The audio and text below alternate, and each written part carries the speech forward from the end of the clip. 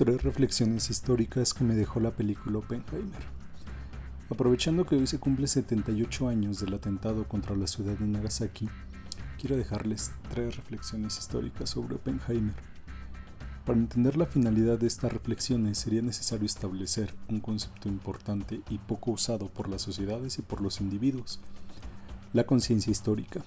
Esto se refiere a que los acontecimientos de la realidad deben siempre tratar de entenderse desde el marco de referencia más amplio posible, con una finalidad que supere las condiciones propias del individuo, de una sociedad y de un tiempo.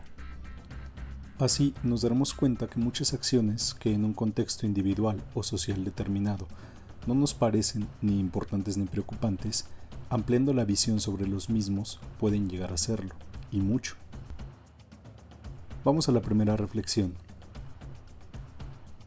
La película de Oppenheimer no trata sobre la construcción de la bomba atómica, proceso que alcanza su cumbre antes de las 2 horas de metraje, sino sobre el auge y la caída del personaje que encabezó el proyecto Manhattan, cuyo resultado fue la creación de dicha arma. Su caída estuvo directamente ligada con la forma de pensar de dicho individuo. En una sociedad que no aceptaba otra forma de pensar que no fuese la hegemónica, y es aquí donde quiero llegar al mito de la libertad, sobre todo de la libertad de expresión en el pensamiento del Estado moderno occidental. Está por demás documentado cómo en los países occidentales, principalmente en Estados Unidos, hubo durante el siglo XX una cacería de brujas en contra de las ideas comunistas diagonal socialistas, basadas en un discurso estatal y en la desinformación de muchas personas sobre el tema. En pocas palabras, el Estado decía esto es malo y la gente lo asumía sin cuestionamientos. Hasta aquí todo normal, entre comillas. Sin embargo, Occidente se ha caracterizado también, dicho esto entre comillas, por permitir que distintas formas de pensar sean aceptadas. Sin embargo, esto no es otra cosa que un mito, pues el personaje de Robert Oppenheimer simpatizaba con la filosofía del comunismo, y simplemente esto bastaba para que se le considerara un traidor a su patria y un potencial espía de la Unión Soviética, asumiendo absolutos, como que una ideología es buena y verdadera, o sea, la capitalista. Este video no tiene la finalidad de establecer qué sistema económico y social es mejor, si el socialismo o el capitalismo, sino de mencionar cómo las personas eran y hasta la fecha son juzgadas, ridiculizadas, desprestigiadas, rechazadas, entre otras cosas, si expresan libremente que no están a favor del sistema capitalista, como si dicho sistema fuese inherente al hombre y toda alternativa posible fuese casi antinatural. Pero a la inversa esto no sucede. ¿O se imaginan que en el México de los 40 alguien llamara espía de los Estados Unidos a una persona solo por expresar que simpatizaba con la doctrina capitalista?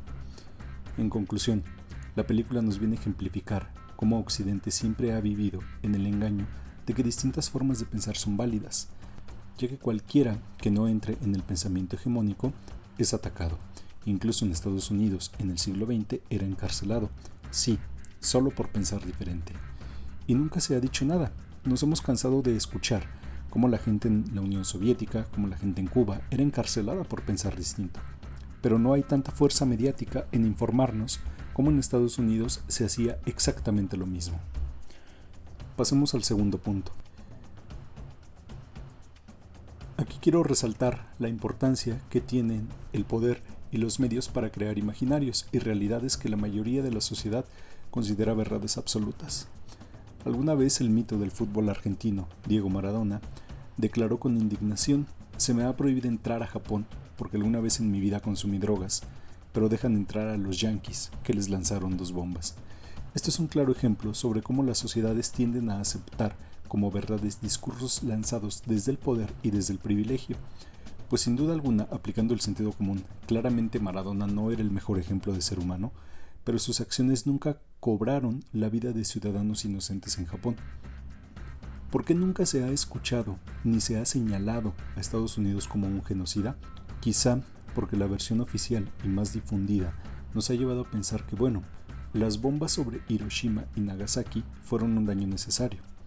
Era para que las tropas norteamericanas volvieran a casa, asumiendo entonces que la vida de dichas tropas valían más. Al final, bueno, estaban en guerra. Habría tomado demasiado tiempo, dinero y vidas tomar el control de Japón, entre otros argumentos, llevándonos así a nunca cuestionar el por qué Estados Unidos cometió un crimen de semejante magnitud. Pasemos al último punto. Comencé hablando de la conciencia histórica y debo decir que este es un estado muy difícil de acceder, sobre todo porque estamos inmersos en un tiempo y en una sociedad determinada.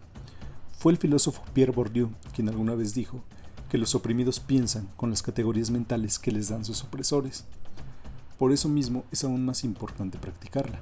La película Oppenheimer, al igual que todas las visiones occidentales de la Segunda Guerra Mundial, nos da solo una visión de la historia. En algún momento del filme nos muestra a un hombre atormentado por lo que hizo, juzgado por su pueblo, juzgado por su patria, como queriendo provocar pena en nosotros por la situación que vive. Algo que también hacen películas como Spencer, de Pablo Larraín, o María Antonieta, de Sofía Coppola, cuando de las verdaderas víctimas nunca se habla.